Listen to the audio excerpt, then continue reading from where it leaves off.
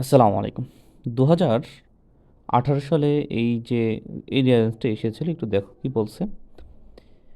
William Somerset মৌগম was one of the greatest short story writers of modern time.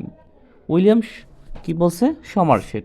দেখো, William Somerset, হ্যাঁ, মৌগম ওয়াজ ছিলেন আর কি one of the greatest short story writers, অর্থাৎ অনেক ছোট গল্পের লেখক আছে, তার মধ্যে উনি একজন অন্যতম, অফ মডার্ন টাইম, এই আধুনিক সময়ের। তারপর বলছে কি সি নাম্বার আসবে। He was born in Paris in কত? 1874, অর্থাৎ তিনি জন্মগ্রহণ করেছিলেন 1874 সালে। তারপর জি নাম্বার। ডিসপাইট, সত্ত্বেও, বিং এ ডক্টর হওয়া সত্ত্বেও, হি গেভ আপ মেডিসিন, হ্যাঁ, তিনি ছেড়ে দিয়েছিলেন। হি গেভ আপ মেডিসিন, তিনি মেডিসিন ছেড়ে দিয়েছিলেন ফর লিটারেচার, সাহিত্যের জন্য। বিকজ অফ, কারণে, বিকজ অফ হচ্ছে কি কারণে।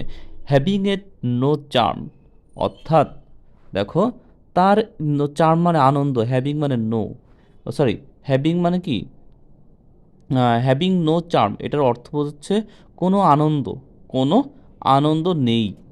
বুঝাইতে পারছি? মানে সে ডক্টর হওয়া সত্ত্বেও তার মেডিসিনের প্রতি কোনো আনন্দ নাই, কারণ তার আনন্দ ছিল সাহিত্যের উপরে। তারপরে কি আমাদের আম, কত নাম্বার? তারপরে A number. He made his first কি appearance in literature by writing, দেখো,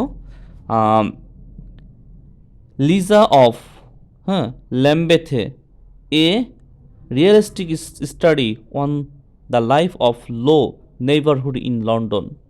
দেখো, হি মেড, তিনি তৈরি করেছিলেন, হিজ ফার্স্ট, তার প্রথম, হ্যাঁ, অ্যাপিয়ারেন্স, অর্থাৎ দেখো, ইন লিটারেচার বাই রাইটিং, অর্থাৎ তিনি লন্ডনের আশেপাশে কি ছোট জীবনযাত্রার উপর একটি বাস্তব গবেষণা, কি ল্যাম্বেথের লিজা নামে একটা সাহিত্যে প্রথম আবির্ভূত হন আর কি, হ্যাঁ, লিখে সাহিত্যে প্রথম আবির্ভূত হন। দেখো নিচে বাংলাটা অনেক সুন্দর করে লেখা আছে। তিনি লন্ডনের আশেপাশে নিম্ন জীবনযাত্রার উপর একটি বাস্তব গবেষণা ল্যাম্বেথের লিজা লিখে সাহিত্যের, হ্যাঁ, সাহিত্যে, দেখো, লিখে সাহিত্যে প্রথম আবির্ভূত হন। তারপর ডি নাম্বার। ডি নাম্বারে কি বলছে?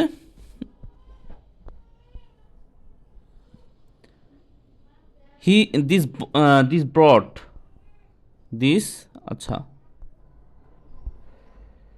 ডি নাম্বার দেখো, this ব্রট for him a good name, তিনি তার জন্য সুখ্যাতি এনেছিল।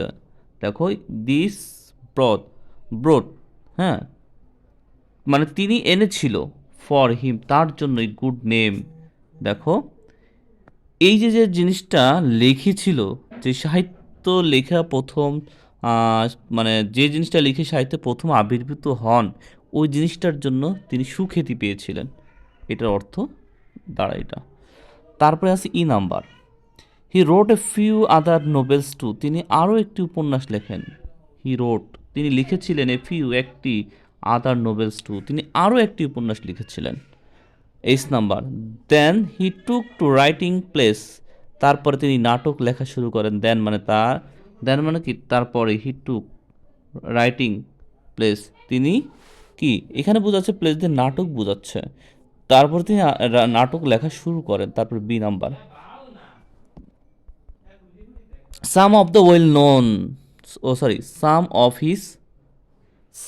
হিজ ওয়েল নোন প্লেস, মি, কি, দেখো কি বলছে, কার্ডিলাক, লেডি ফ্রেডিক, কি ফেডরিক, দেখো অ্যান্ডসোয়ান, মানে অ্যান্ডসোয়ান দিয়ে বোঝাচ্ছে, ইত্যাদি বোঝাচ্ছে, মানে উনি অনেক নাটক লিখেছেন। Some of his well known plays, মানে প্লেস দিয়ে নাটক বোঝাচ্ছে, ওয়েল নোন মানে পরিচিত বোঝাচ্ছে, হিজ মানে তার, সাম অফ তো কিছু, অর্থাৎ তার অনেক নাটক আছে, তার মধ্যে বিখ্যাত কিছু নাটক আছে, তার মধ্যে মিসেস কার্ডিলাক এবং লেডি ফ্রেডরিক, এই জিনিসগুলো কি খুব জনপ্রিয় নাটক ছিল তার। আশা করি তোমরা বুঝতে পারবো।